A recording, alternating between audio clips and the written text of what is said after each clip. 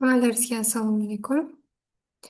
Bugun navbatdagi ochiq darsimiz. Hammalarni ko'rib turganimdan xursandman. Bunga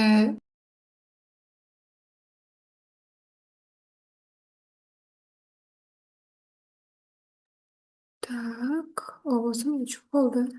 Qaytarib o'taman. Nimadir endi mani ovozimni eshitinglarmi? Hammaga assalomu alaykum. Bugun navbatdagi ochiq darsimiz. Bugungi darsimiz maydondan informatsiya o'qishga bag'ishlangan bo'ladi. Nima deganimiz bu? Nima uchun bizga kerak? Вообще keragi bormi, yo'qmi? Oralaringizda ikkilanayotganlar bordir yaqinda ochiladigan kursga kelishga. Действительно bu sizga kerak emasligi mumkin yoki kerak bo'lishi mumkin. Kerak bo'lsa, nima uchun kerak? Qanaqa imkoniyatlari bor, qanaqa cheklovlari bor, nimaga tayyor turishimiz kerak? Umuman shunga to'xtalib o'tamiz.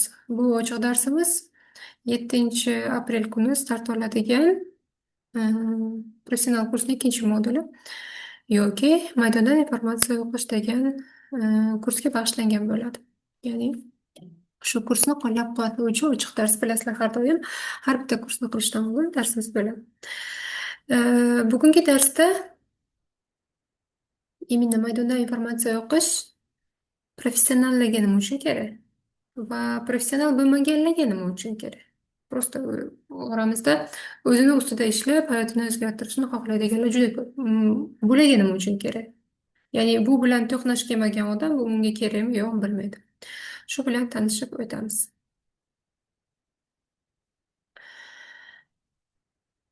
Maydondan informatsiya o'qish nima va maydonni o'zi nima? Nima degani maydon? Da? Maydon o'zbekcha tarjima po'la. Da? Po'la degan tushunchani rastanovkada eshitgan bo'lsangiz kerak. To'g'ridan to'g'ri tarjimasi shu. Nima deb o'ylaysizlar? Maydon siz uchun nima?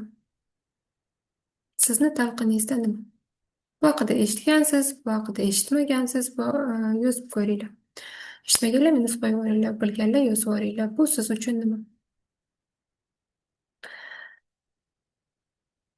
Maydondan informatsiya o'qish qanaqadir sverxspособностьga o'xshab eshitiladigan narsa.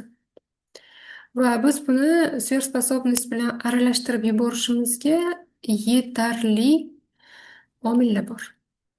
Bugun aynan mana shuni ikkalasini ikki xil ekanligini va nima bilan farq qilishini ko'rib chiqamiz. Bugungi darsda hammasini judayam oddiy tilda aytib berishni xohladim. Professional tilda emas, psixologlarning tilida emas, rastanovkachilarning tilida emas. Просто nima deydi? Dugonalar o'tirib olib gaplashganda buni qanaqa qilib muhokama qilgan bo'lardik deb o'yladim va shu qanaqa bo'lsa, xuddi shunaqa qilib muhokama qilamiz.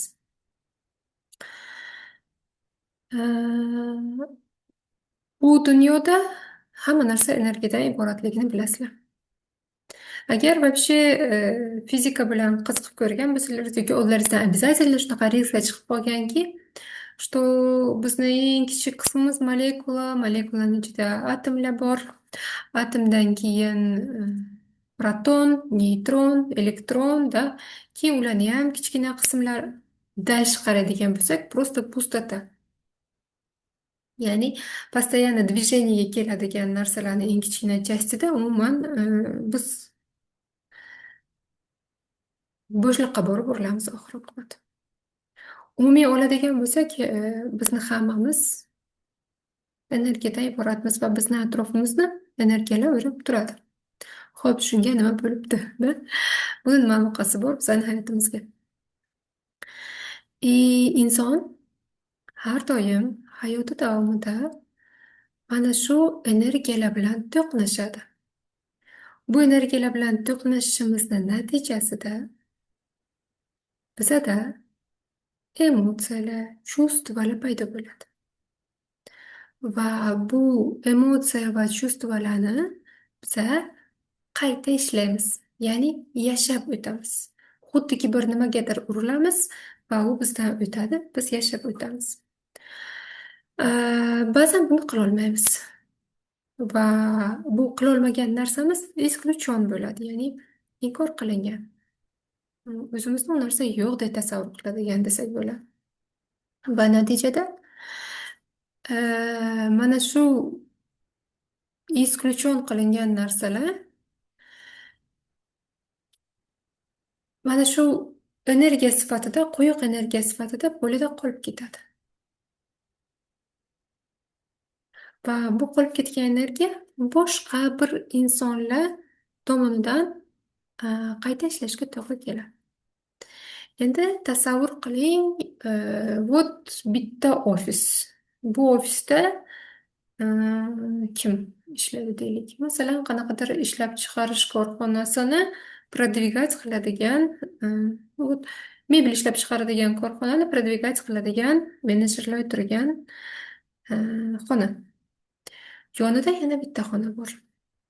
Unda Coca-Cola kompaniyasini deylik, xodimlari, oldi sotisi bilan shug'ullanadigan xodimlar turibdi. Bu xonada o'tirganlar shu xonaga вот освежитель qo'yib qo'yishgan.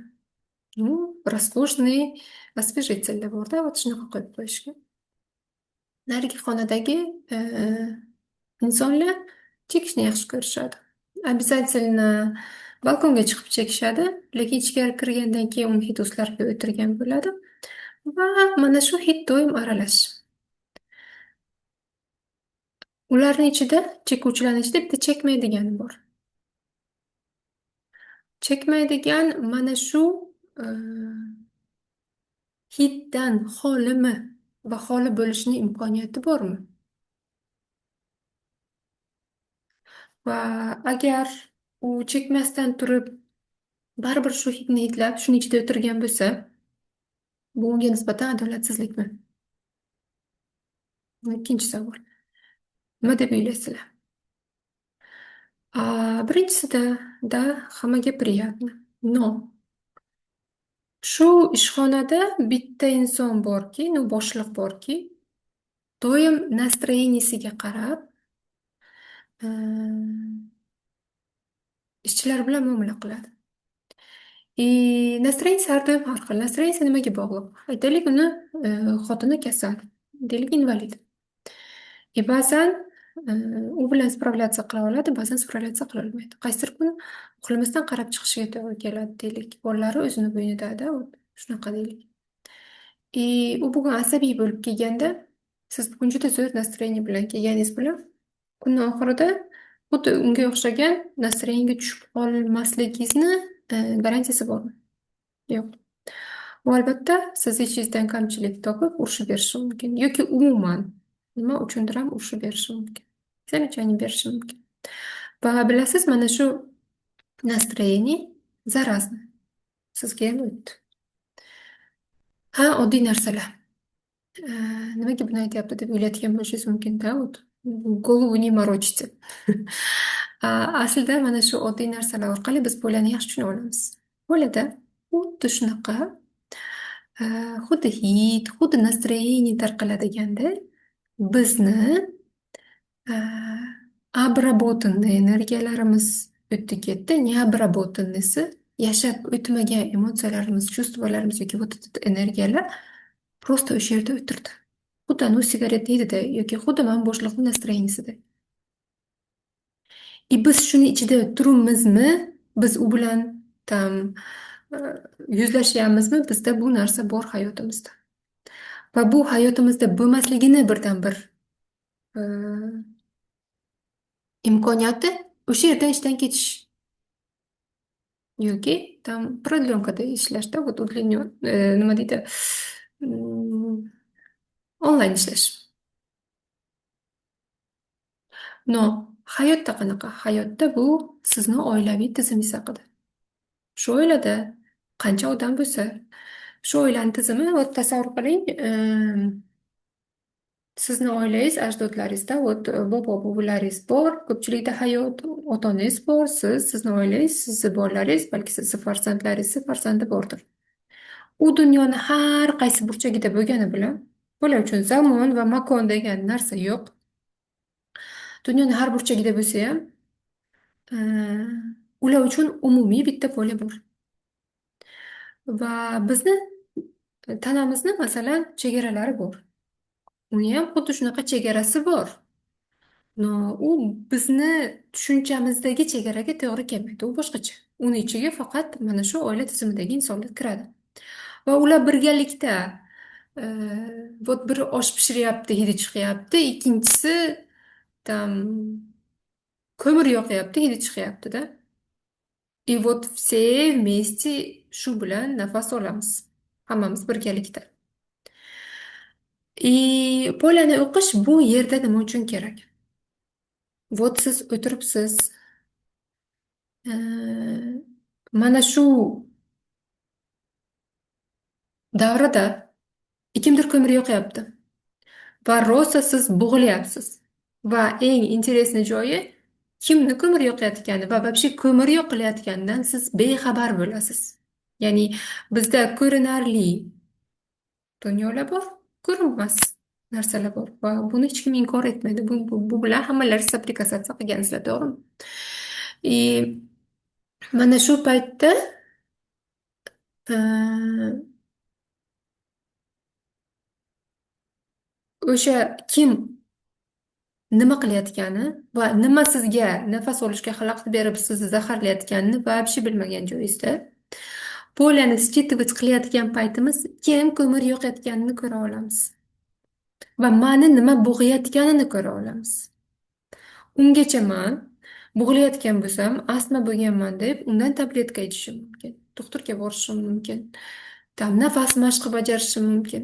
Va u полезно bo'ladimi? Qachonki kimdir ko'mir yoqayotgan joyda siz o'tirib e, boshqa protseduralarni qilganingizda albatta yo'q. Va biz hayotda обычно xuddi shu ishni qilamiz. Biz oqibatni har doim e, yechishga harakat qilamiz. Biz sababni topishimiz kerak va sababni topganimizni, bu boshlangan nuqtasini topganimiz bizni bu narsadan qutqaradi xolos, boshqasi emas. Ofisda ishlaganda u yerdan ishdan ketish dedik. Da, imkoni bor. Hayotiy misol. Lekin afsuski oila tizimida buni umuman imkoniyati yo'q. Siz oila tizimidan chiqib ham keta olmaysiz. Siz hatto hayot bo'lmasangiz ham u ko'mirni hidi hali ham bor.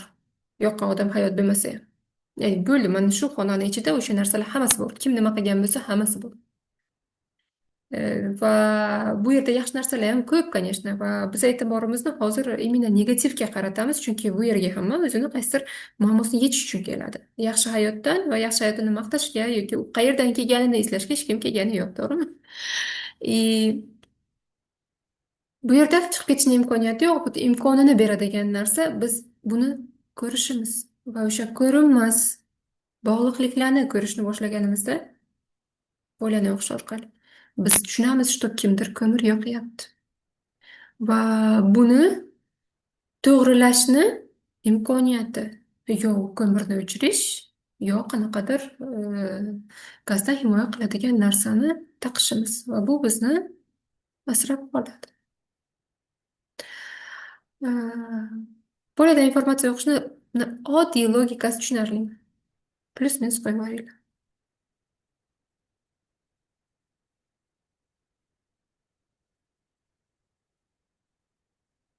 Так, Telegram sizlar ham yozishlaringiz mumkin. Sizlarni ham yozayotganlaringizni o'qishga harakat qilaman.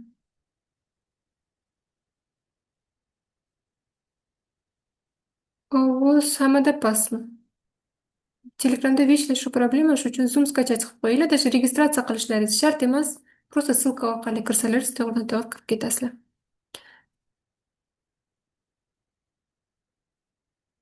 Mhm. Tushunarli. Хорошо. Endi oralaringizda professionallar bo'lsa, P harfini yozinglar. O'zi uchun kiradiganlar bo'lsa, Z yozaveringlar. O'zim. U klavishi hammada bo'lmasligi mumkin. Telegramga bitta chiqib ketib qaytib kirsangiz ovoz yaxshi bo'ladi deb yozyapti ishtirokchilar. Rahmat.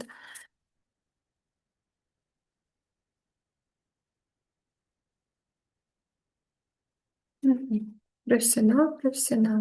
O'zim uchun. Хорошо. O'rganuvchi.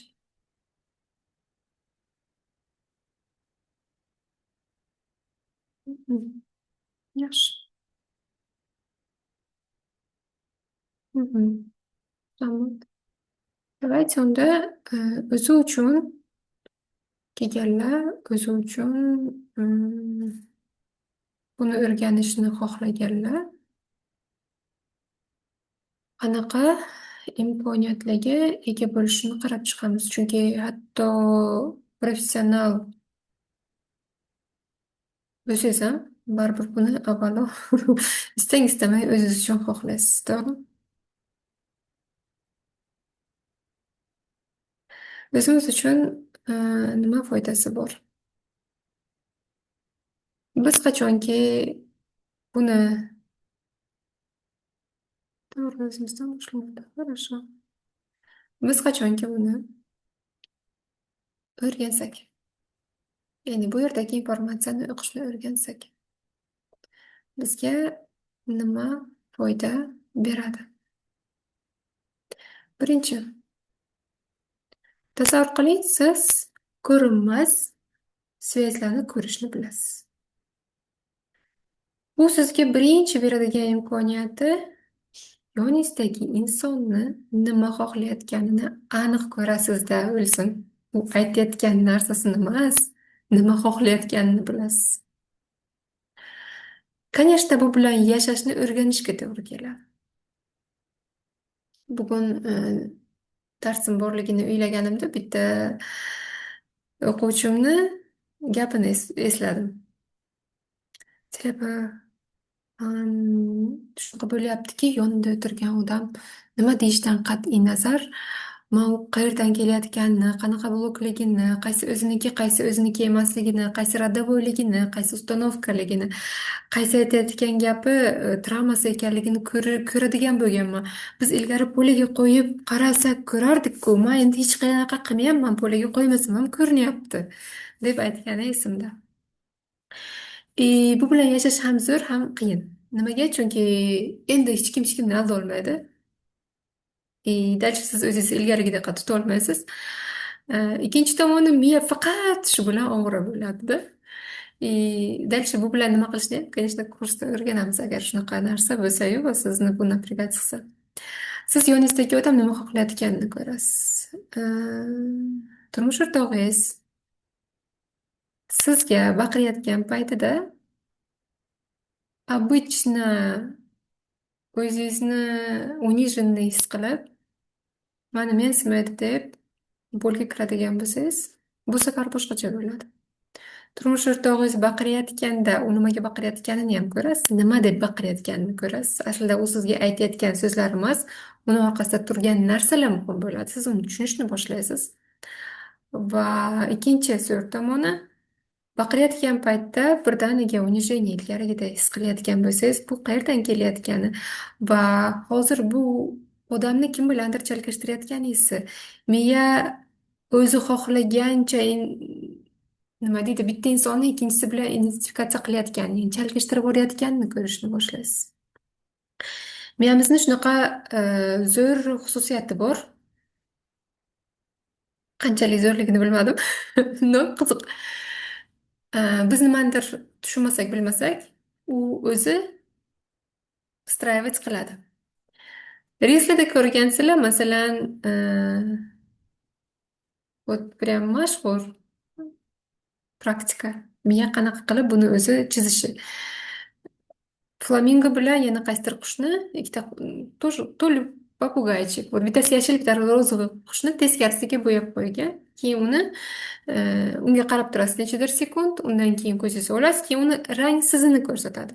Va siz dальше qarashni boshlaganingizda, uni rangi bo'lmasa ham miyangiz sizga uni tam rangini ko'rsatishni boshlaydi va ko'zingizga u birdaniga rozовый yashil ko'rinib turgan joyda kulrang bo'ladi-yu, yana qaytib rozовый yashil. Вот ikkilanadi-da miyangiz, и раз keyin ko'zingizni bitta olib qaytib qaraganingizda uni rangsizligini ko'rasiz. Xuddi mana shuni kim qilib ko'rgan? Вот kim mana shu reelsni ko'rgan? Plyusni qo'yib yuboringlar. Nahotki bir o'zim ko'rgan. Chunki bu o'zi muhim.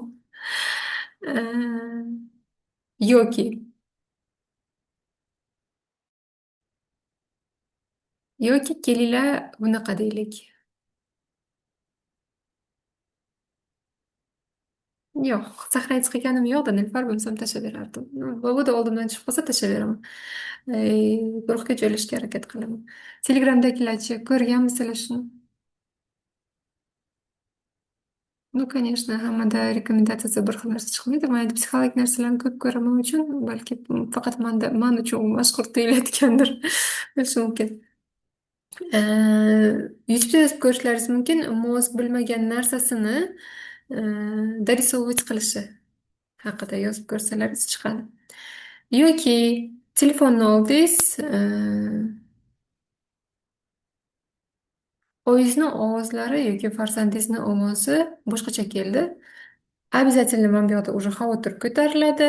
Ular yig'layapti deb o'ylaysiz yoki tam kasal bo'lgan deb o'ylaysiz, tomog'i bo'g'ilgan deb o'ylaysiz. Siz bu narsaga уверенно bo'lasiz. И дальше keyingi gaplashishingizda qarasangiz, yo'q, tomog'iga просто nimadir tam tiqilib qolgan, o'ralib qolgan. Bitta yo'talgandan keyin ovoz yaxshi chiqayotganini ko'rishingiz mumkin. Да. Но до этого siz bu narsaga уверен edasiz. Yoki tashqarida qo'shningiz doim baqir-chaqir qiladi, doim urishadi. Там ничего опасного, ular ikkalasi shunaqa, bir-birini hech qachon urmaydi, просто baqir-chaqir qilib urishadi. Yana bir marta xuddi shunaqa baqir-chaqir eshitilganda, da, o'sha qo'shni baqir-chaqir qilyapti deysizda, qaramaysiz. Там вообще boshqa odamlar bir-biri bilan urushayotgan, вообще urayotgan bo'lishi mumkinda. Ya'ni miyamizda bor tanish narsalarni oladida, yangi narsa qo'shishdan ko'ra o'sha tanish narsani takrori deb ko'rishni boshlaydi. Biza o'sha eringiz sizga baqirayotgan paytida miyangiz uni xuddi oyingizni sizga baqirgani bilan chalg'ishtirib yuboradida, o'sha paytdagi chuvstvoyingizni yo'qib yuboradi. Buni sababi ham bor. Birinchidan, miya o'ziga xosligi deb qarasak, ikkinchi tomondan qaraydigan bo'lsak, polya nuqtai nazardan, siz qachondir xuddi shunaqa состояниеda juda сильный стыд, унижение чувствовать qilib, o'shani yashab o'tolmagansiz. Sizga juda yomon bo'lgan, и все. Yashab o'tish, yashab o'tmaslik haqida menimcha efirimiz bor edi, agar kimgadir bu joy tushunarli bo'lmasa.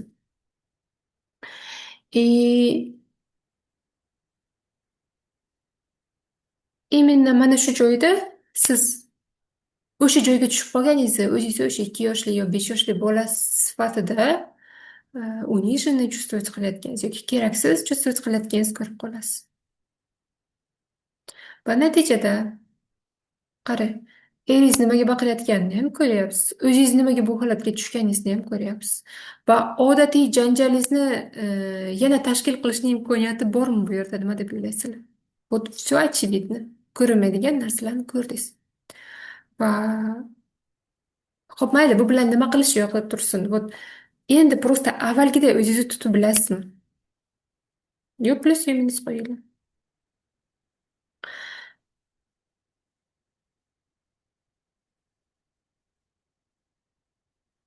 Hop, kimdir yo'q. Kimdir balki der yozib o'ringlar.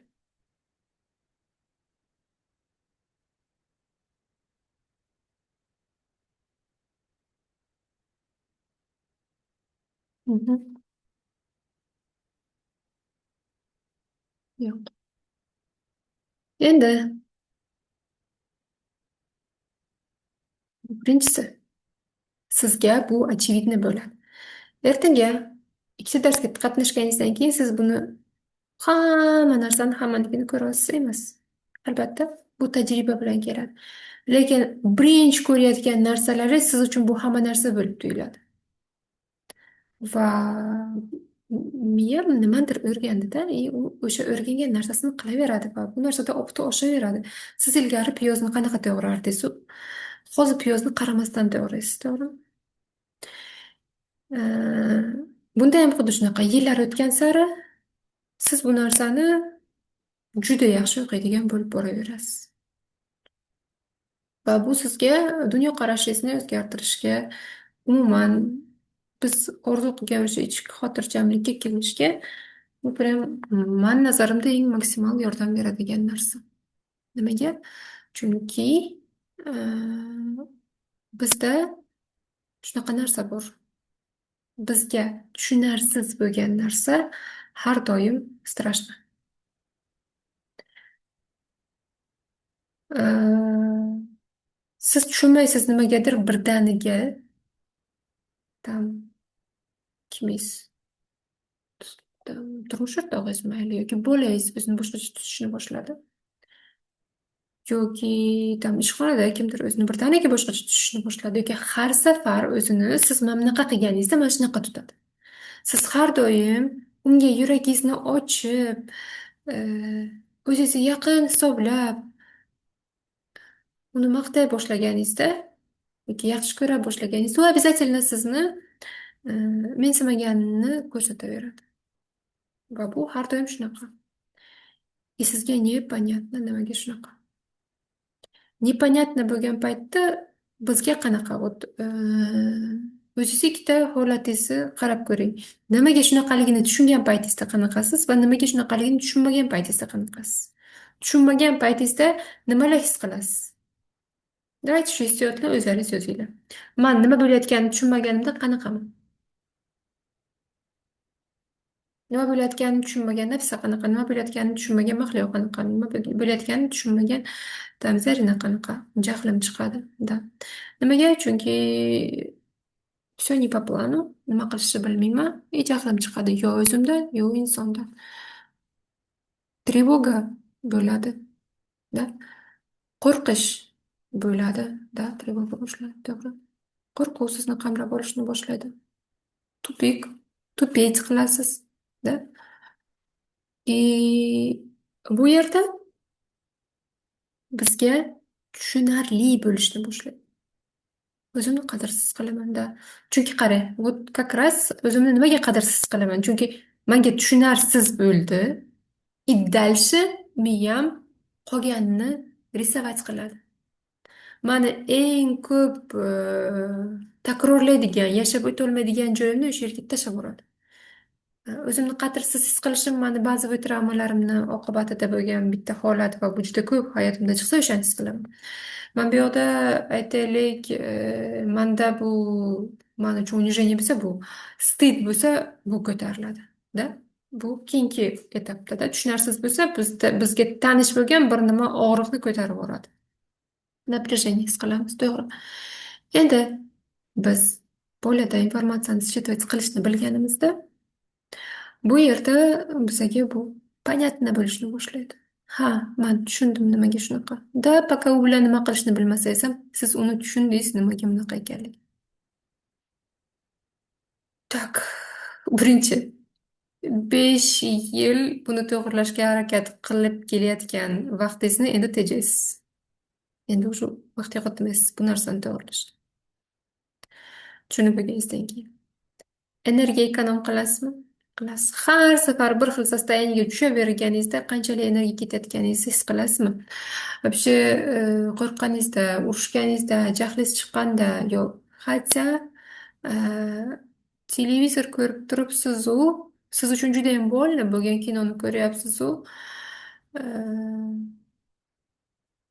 siz o'zingiz travmangizga tushib qolganingizda yoki tashqarida kim bilandir urushayotgan paytda siz o'zingizni travmangizga tushib qolganingizda agar e'tibor bersangiz uxlagingiz, qochingiz, nimadir qilgingiz keladi-yu, buni hammasi to'xtashga qaratilgan narsa qilgingiz keladi. Ya'ni energiya juda ham kamayib qolganini his qilasiz. Energiyasiz his qilasiz o'zingiz.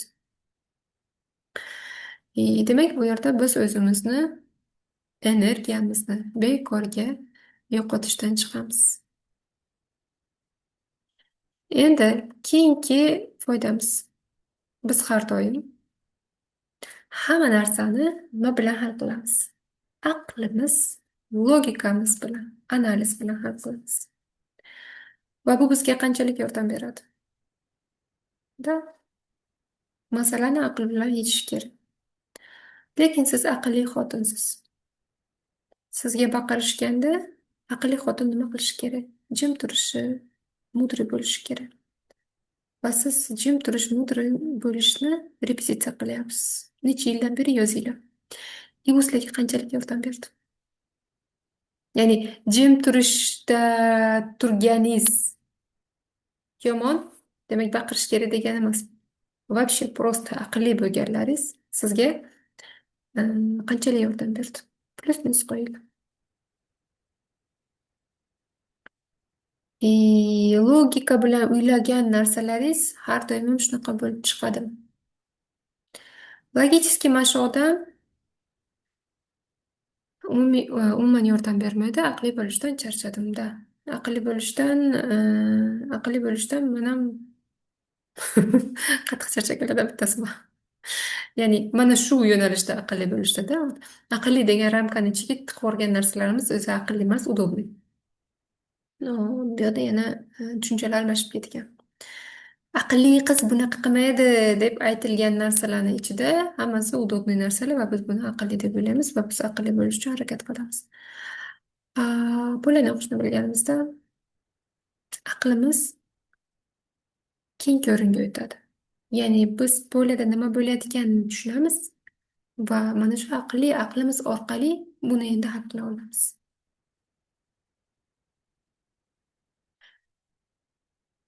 E,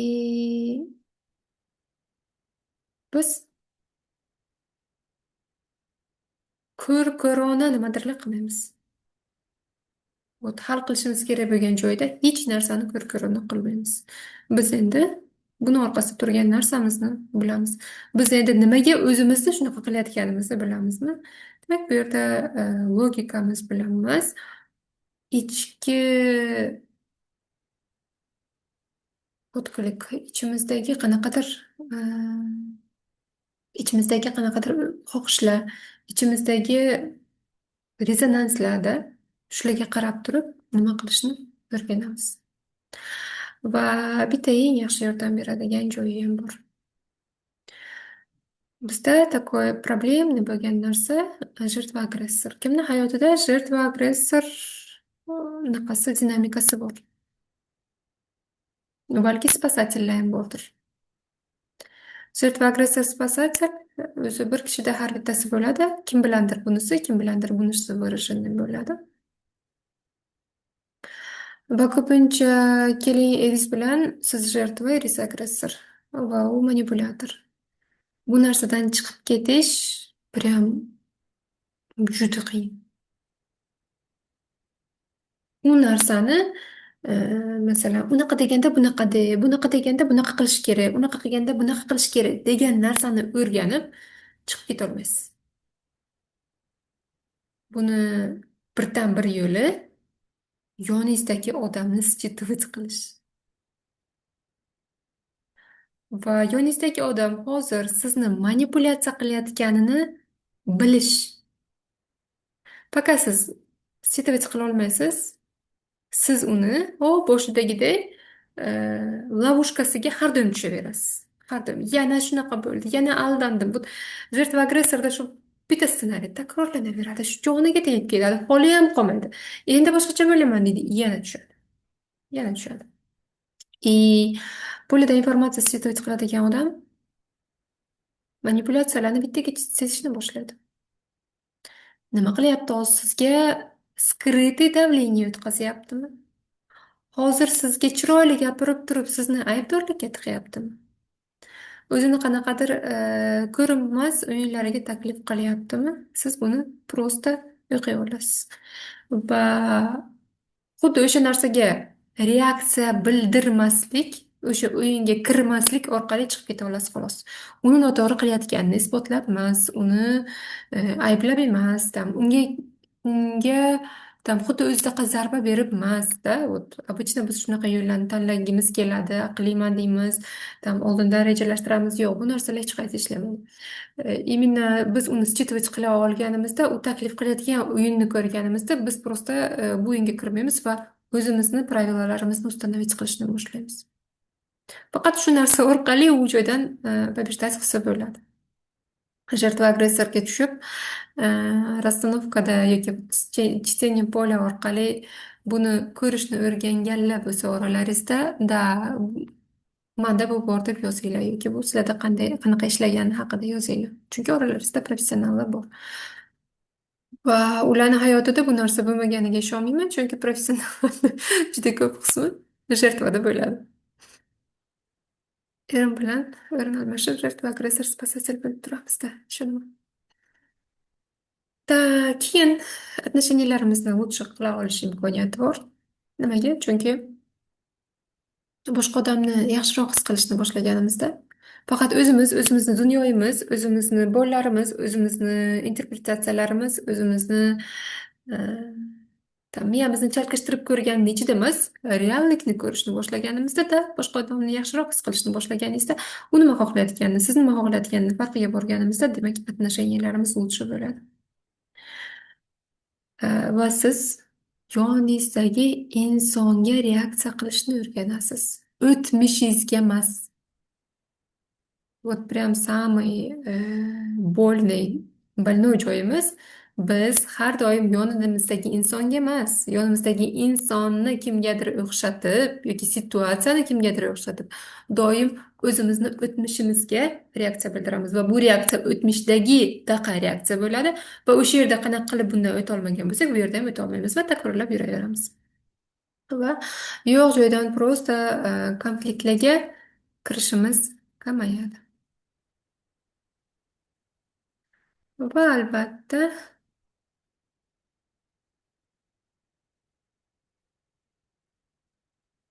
qolgan vaqtimda chiqib ketaman, lekin bolalarim bilan sir ko'rmayapti.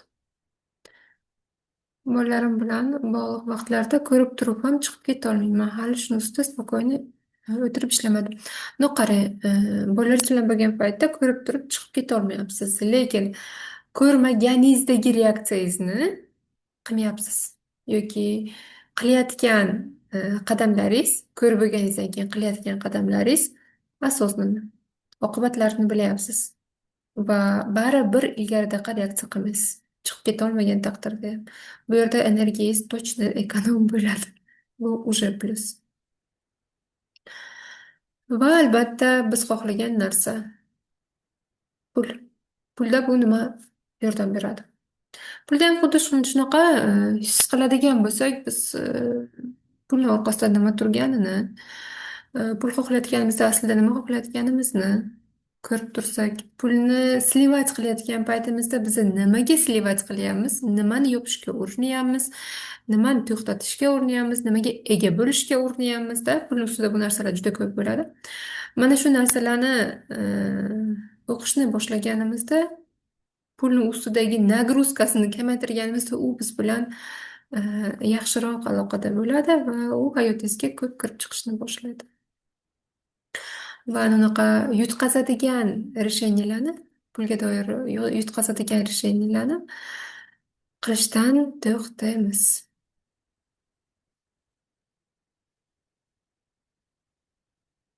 Tak. Nima deb o'ylaysiz? Bu uchun polani o'qishni o'rganish stoyibmi? Yozinglar. Ha yoki yo'q deb. Вообще sizni so'rovlaringizga polani o'qiy olish javob beradimi? Sizni xohishlaringizga. Kim uchun ha, kim uchun yo'q yozinglar. Va kim uchundir yo'q bo'lsa, sizni aslida zaprosingiz nima yozing. Nima xohlagan bo'lardingiz? Polani o'qish orqali nimani hal qilishni xohlagan bo'lardingiz yozing. Va buni imkoniyati bormi, yo'qmi? Обязательно bu haqida ochiq aytamiz sizlarga. Telegram, давайте активнее. Biz polani считывать qilganda ko'pincha o'ylaymizki, nima bo'lganini, bu haqida maqola yozdim, balki o'qigandirsizlar. Nima bo'lganini bilishga harakat qilamiz. Va bizni o'zimni fikrlarimni nazorat qilish. Хорошо. No, nazorat qilish nima uchun kerak? Va fikrlaringiz sizga qaysi tomondan qanaqasiga sizga xalaqit beradi yoki tam nima deydi, minuslar olib keladi deb o'ylaysiz nimaga? Nimaga fikrlarni nazorat qilish kerak? Oqibatida nima? Fikrlarimni yaxshi nazorat qilsam keyin nima bo'ladi? Boshqalarni o'zgartirishni xohlashdan to'xtash. Ну да, fikrlarni o'shanda nazorat qilolmaymiz вообще-то. Лучший variant fikrlarimni kuzatib, uni orqasida nima turganini ko'ra olish. Va ana unda nimadir qila olamiz точно. Polani o'qish orqali Jahl qilmaslik va xotirjam bo'lishni xohlardim. Mhm. Jahl qilayotgan bo'lsam, nima degani? Man hozir yana o'tmishdagi nimagadir reaksiya qildim yonimdagi odamga emas va odatiy qiladigan reaksiyamni qildim. Jahl qilishim. O'zimni anglash ko'proq. Da, o'zini anglash uchun прям суперский instrument. Лучшего инструмента пока ko'rmadim. Balki bordir, lekin man bilmayman. Mani bilishim bo'yicha yo'q. И вот biz rasstanovщик bo'lganimizda bizga juda muhim bo'ladigan narsa bolani bolani o'qiyotgan paytimizda nima bo'lganini aniqlashtirish. Va mana shu joyda biz ko'pincha rasstanovkani провалить qilamiz. Qaranglar, siz rasstanovщиksiz va rasstanovka qilyapsiz. Agar sizni rasstanovkangiz zo'r natija bersa, sizda mijoz har doim bor. Ya'ni bu har doim emas. Mijoz har doim sizga kelishi yoki kelmasligi sizni yomon rasstanovkachi ekanligingizni ko'rsatkichi emas. Sizda zo'r rasstanovkachi bo'lishingiz mumkin. Но при этом o'zingizni lechить qilmagan, travmalaringizdan lechить qilmagan zo'r rasstanovchi bo'lganingizda, da, bu travmalarni oqibati sifatida mijozga emasligi hayotingizda bo'lishi mumkin. Исключать qilmayman. Но обычно biz rasstanovkani zo'r o'tkazsak, u обязательно natijasi bo'ladi va bizda sarafanniy radio zo'r ishlaydi. Mijozimni opasi, singlisi, xolasi, dugonasi, ammasi har doim bor. Lichtamanda bu zo'r ishlaydi. И agar biz ishlayapmiz, hamma narsani logichески to'g'ri qilsak, kitobda aytilganday qilsak, darsda aytilganday qilsak-ku, natija bo'lmayotgan bo'lsa, bu yoqda o'ylab ko'rishimizga to'g'ri keladi. Biz rasstanovщик sifatida figuralarni aytganini emas, figuralar o'rtasidagi связьni o'qishni o'rganamiz. Ba'zan u yerdagi istoriyani ko'ramiz, приблизительно. Ba'zan u yerdagi istoriyani вообще tushunmasligimiz mumkin, nima bo'lganini, lekin istoriyadagi chustvalarni chotki his qilishimiz mumkin. Va bizga mana shu kerakli bo'ladi. Umumiy aytadigan bo'lsak, u boshida aytgan misolimiz. Xonada kimdir ko'mir yoqayotganini biz rasstanovkada ko'ramiz va shu bilan ishlaymiz. Mijozni nafas ololmayotgani bilan emas. Nafas ololmayotganini sababi kimdir ko'mir yoqayotgani bilan ishlaymiz.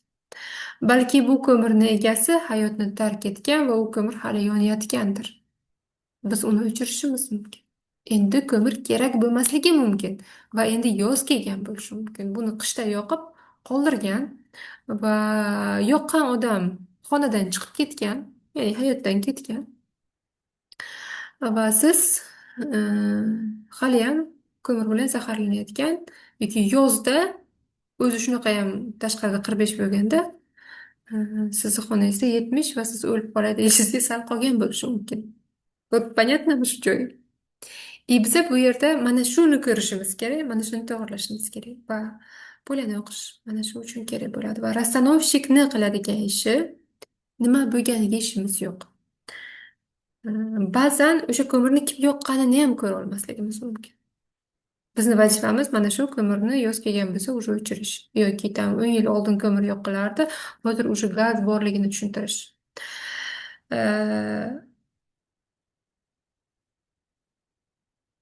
Ba'zan mijozni 2 yoshligida judayam hayotda strashniy narsa ro'y bergan bo'lishi mumkin. Yo 5 yoshligida. O'sha paytdagi xotirasi yo'q. Lekin Oysunga aytib bergan o'sha payt mana bunaqa bo'luvdi deydi. Masalan, uyimiz yonib ketuvdi deydi.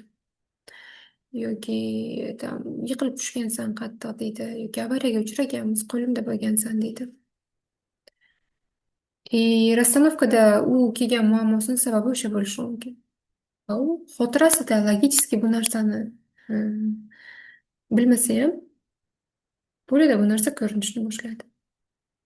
Ko'rinadi deganda biz ko'zimiz bilan ko'rmaymiz. Biz kino ko'rgandek ko'rmaymiz. Biz buni boshqa qaysidir bir soстояниеdan o'qiymiz. Просто bilamiz, his qilamiz va bilamiz. Va mana shu his qilish va bilish qobiliyati bo'lsa, bilish degani shunchaki bilish, shunaqa bo'lganini bilish, чувствоlarni bilishda. Состояниemiz bo'lganda biz расстановкani oxiriga yetkazib olamiz. Shu joyi tushunarli. Bizga muhim bo'lgan narsa именно insonlar orasidagi bog'liqlik. Va ba'zan e, mijozingizda shunaqangi vahima ko'tariladi. Bu vahimani u boshqara olmaydi. Yoki har safar tam mashinaga chiqqanda yoki odamlar ko'p bo'lgan joyga borib qolganda unga yomon bo'lishni boshlaydi. Hatto u bilan hayotda hech narsa sodir bo'lmagan. Va bu joyda yana o'sha ko'mir istoriyasi.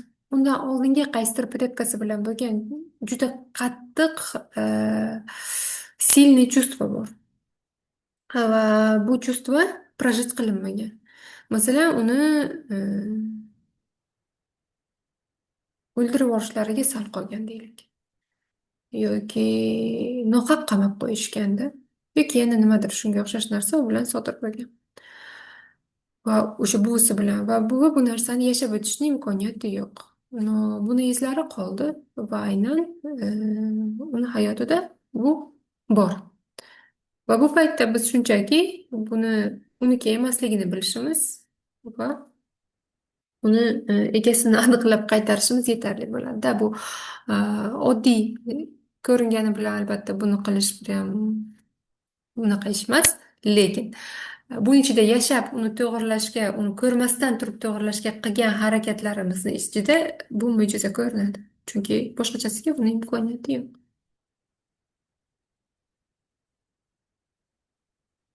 Endi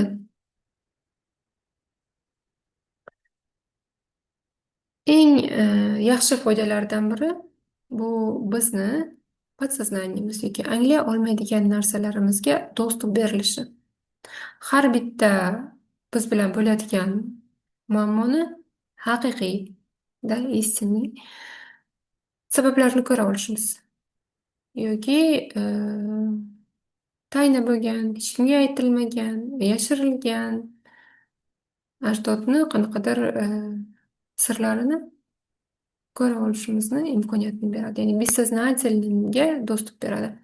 Yaxshi bilasizlar, что bizni muammolarimiz сознательный qismdan emas. Chunki biz реально aqllimiz. Bizdan oldingilar juda ko'p narsalarni mudrisni o'rgatib ketgan.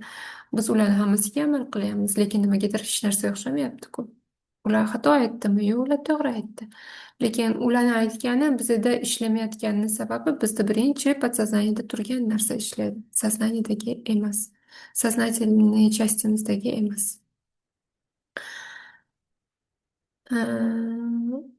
Дальше bu bizga yana diagnostika qilishga juda yaxshi yordam beradi. Balki unaqadir siz bilan, balki bunaqadir siz bilan. Konsultatsiyada har xil variantlar aytib ko'rib, uni judayam uzoq dopros qilib, o'zi nima bo'lgan, yoshligingizda qanaqa bo'lgan, otangiz qanaqa bo'lgan, onangiz qanaqa bo'lgan, balki shu paytdan boshlangandir sizda mana bunaqa taxminlar qilish shart bo'lmaydi. Bir deganda biz bu narsani ko'ra olamiz. Va bizga bu mijozni shifolaydigan, holatiga yordam beradigan решениyalarni qidirish shart bo'lmaydi. Bo'ladi, bu ko'rinadi. Bo'ladi, buzilgan joy ko'rinadi va uni to'g'irlashni ham imkoniyati ko'rinadi.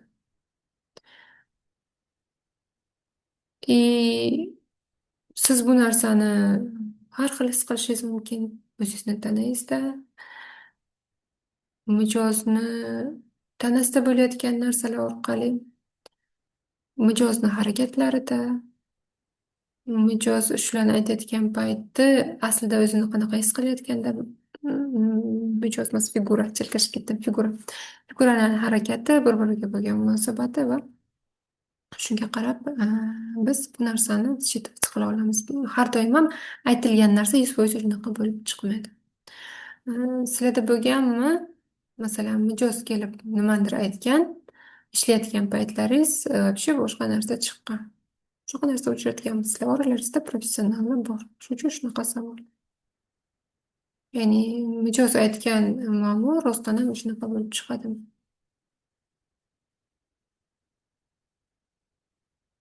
Mana shu joyda e, siz faqatgina so'zlarga qaramaysiz. Siz bu yerdagi prям eng chuqur prichinani ko'rishni boshlaysiz. Polyangiz shiddat qila olsangiz. Klient bir narsani aytishi mumkin, polya umuman boshqa narsani ko'rsatishi mumkin. Va siz muammoni ildizini tez topasiz. Foydalaringiz. Siz polyani to'g'ri chetoch qilishni bilsangiz, mijozni aytayotgan savolini ichida уже связьlarni ko'rishni boshlaysiz va figuralarni to'g'ri tanlaysiz. Figurani qanaqa tanlasak bo'ladi? Bu savolga logический javob berish вообще qiyin. Вот mana birinchi kursda shuni ham o'tdik, figuralarni qanaqa tanlash. Hammasi ichingizdagi состояние bilan o'sha narsani считывать qila olishingiz orqali. Qayerda ko'proq rezonans bor, qayerda ko'proq energiya bor, qayerda ko'proq impuls borda bu narsalarni sezishimiz kerak. Bizda mana shu narsalarni ulовить qilish yoki o'qish yaxshi rivojlanganda bizni расстановкаlarimiz четко chiqadi. И именно qayerda rost, qayerda informatsiya искажать qilinyapti. Farqiga borishni boshlaysiz. Chunki agar buni farqlamasangiz, mijozlar sizni juda ko'p uzoqqa olib ketishni boshlaydi. И sizni mijozingiz решениеga tez keladi. Qaysidir bir savolni konsultatsiya orqali juda uzoq vaqt qilishingizga to'g'ri kelganini rasnovkada tez bajarasiz. Da, siz mijozga bitta konsultatsiyada buni qilib berishga imkoniyatingiz yetadigan professionalsiz, lekin mijozni sig'imi bor, mijoz отрицать qilishi bor, mijoz qabul qilmasligi borda. Har xil состояниялар bor. Mijoz tan olmaydigan joylari bor. Расстановкада bu просто ko'rinadi. Вот как на ладони. Va bu yerda ishlash sizga oson bo'ladi. Mijozni уговорить qilish kerak emas, mijozga tam nima deydi, aldab-suldab ko'ndirish yoki tan oldirish kerak emas. Rasmda bu narsa hammasi aniq chiqishni boshlaydi.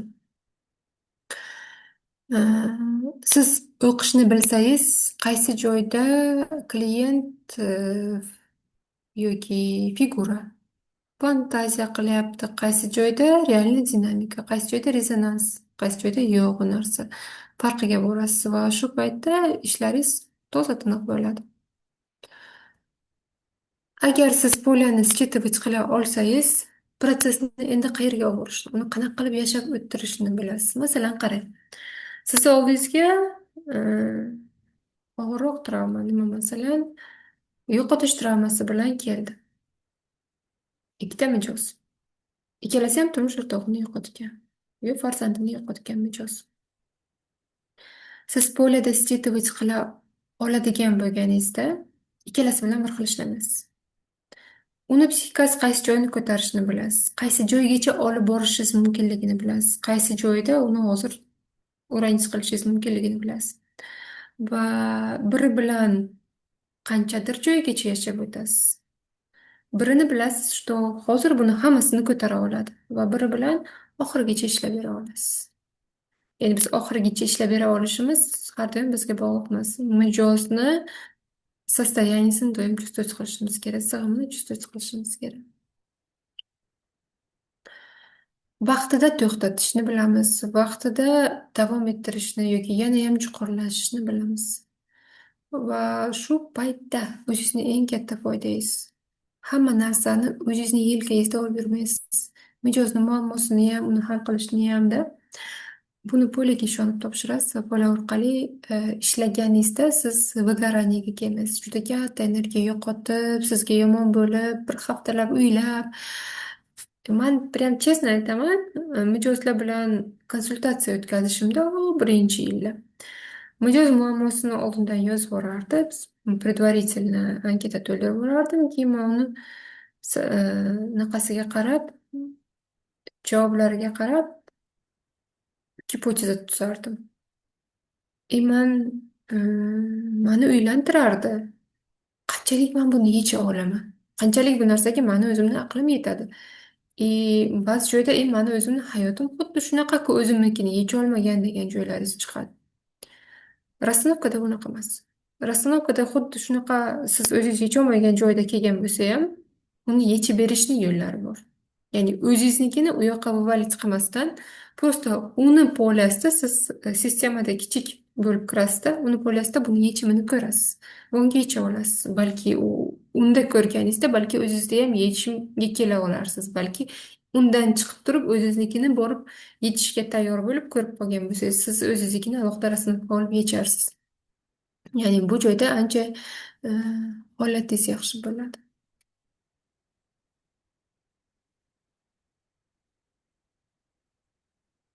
Так,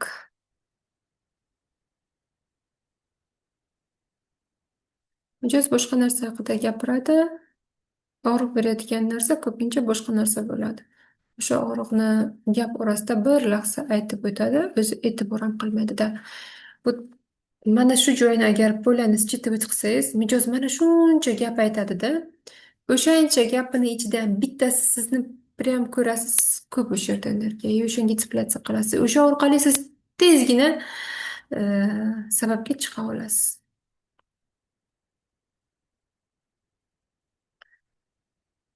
Хорошо. Yozishlaringiz mumkin mijoz bilan rasstanovkada ishlayotgan paytlaringizda siz hal qila olmaydigan, siz eng ko'p uchraydigan e, muammolaringiz haqida va bugungi suhbatimiz yuzasidan, to есть darsimiz yuzasidan yuzaga kelgan savollaringizni yozishlaringiz mumkin. Уже yakunlaydigan vaqtimiz bo'libdi.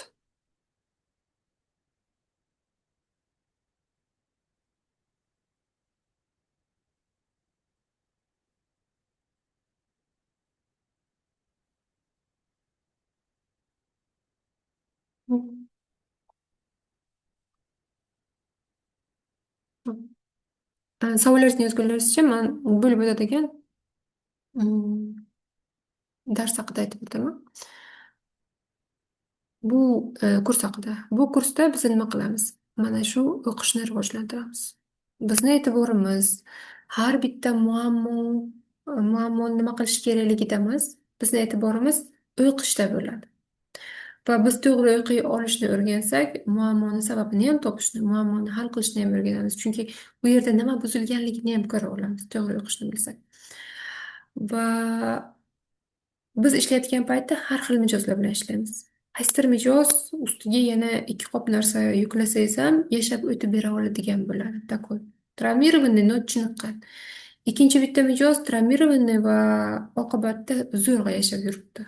Holsiz, energiyasiz.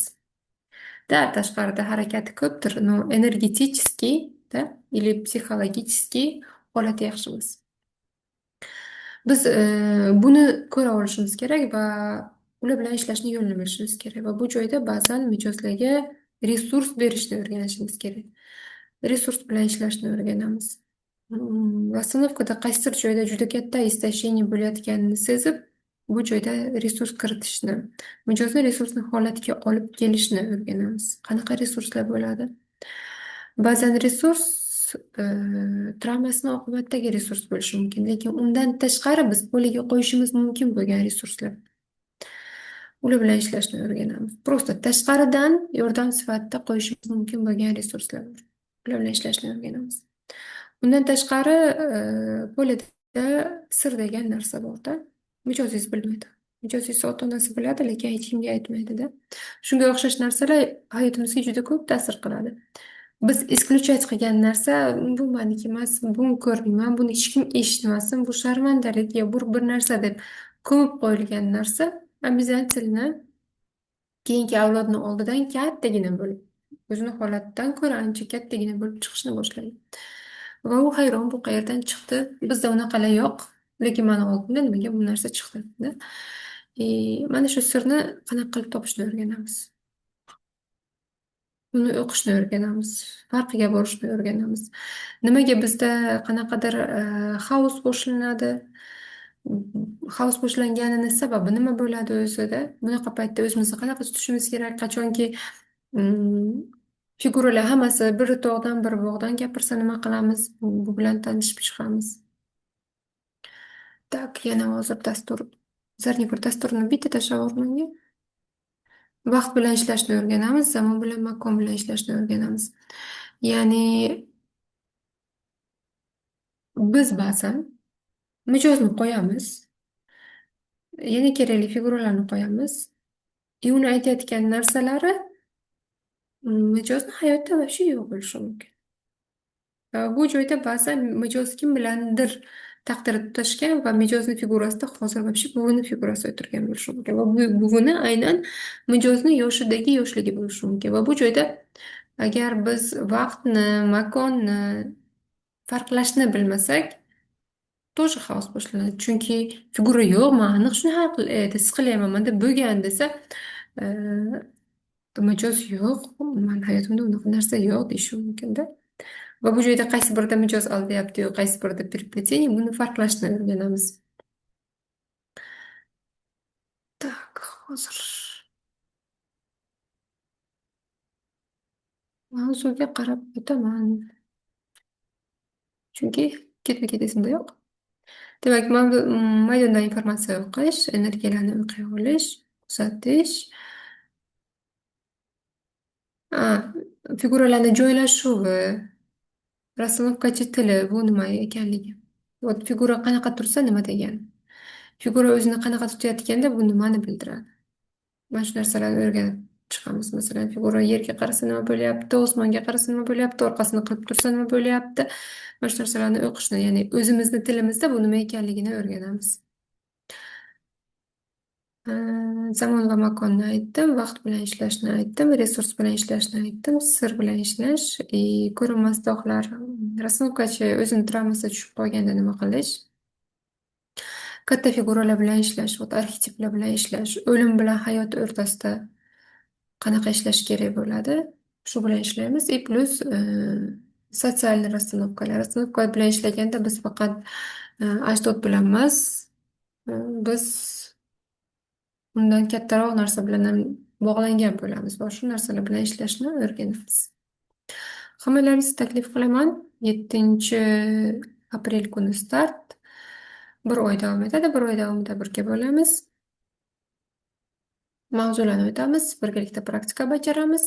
Alohida haftada yana bir kun leksiya bo'lsa, 2 kun praktika darslari bo'ladi. Praktika darslarda o'zaro berilgan vazifani bajarasiz va vazifani bajarayotgan paytda siz mijoz bo'lishingiz, siz rasstanovkachi bo'lishingiz, siz kuzatuvchi bo'lishingiz ta'minlanadi.